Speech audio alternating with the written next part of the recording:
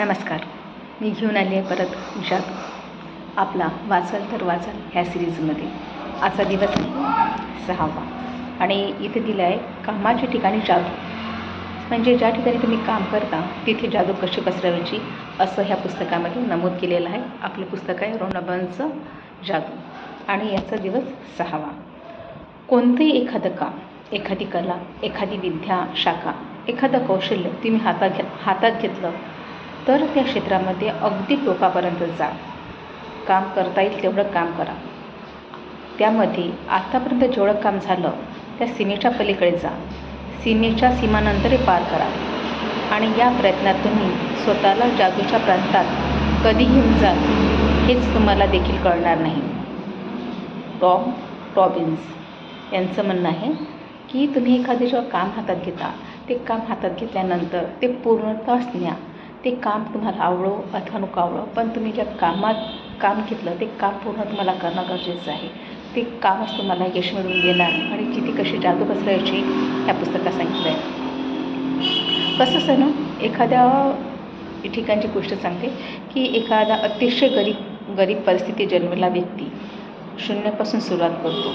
थोडंफार शिक्षण असतं पण राष्ट्राध्यक्ष बनते किंवा सार्वजनिक क्षेत्रातील सुप्रसिद्ध व्यक्ती बनते किंवा स्वतःचं साम्राज्य निर्माण करतो आणि जगातल्या धनवान व्यक्तींमध्ये तो एक व्यक्ती बनतो.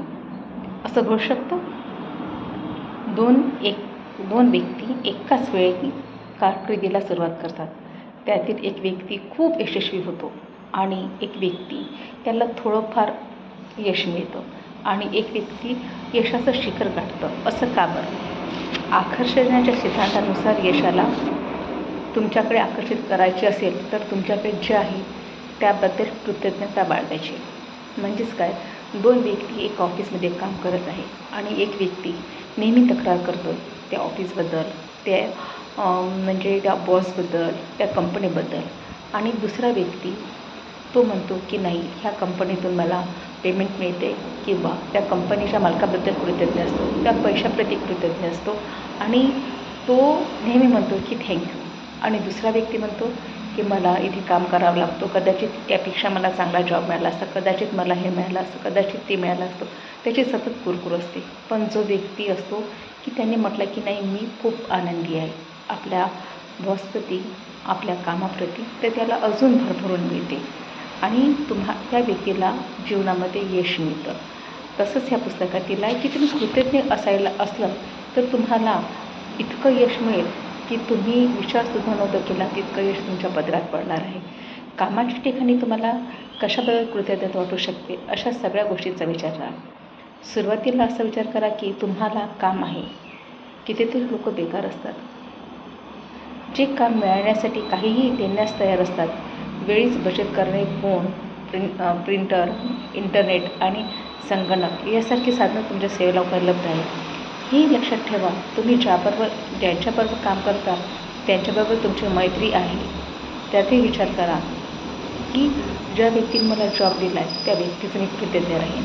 आणि आज तुम्हाला हे लिहायचं आहे की मी यासाठी कृतज्ञ आहे की मला एक जॉब आहे.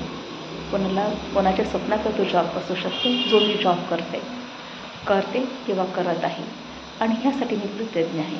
Thank you so much. मला आज आवडीचा जॉब मिळाला आहे त्याकरता थँक्यू सो मच. आणि मी आयुष्यभर कृतज्ञ असणार कारण की याच्यावर माझं घर चालतं, माझं कुटुंब चालतं, माझं स्वतःचं एक आयुष्य चालतं. त्याकरता मी ह्या कंपनीचा ऋणी आहे.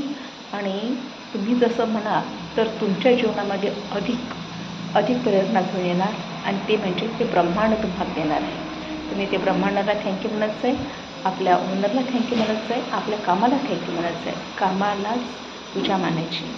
Thank you so much. आणि पुढे आपण भेटूया उद्या क्लास. Thank you so much.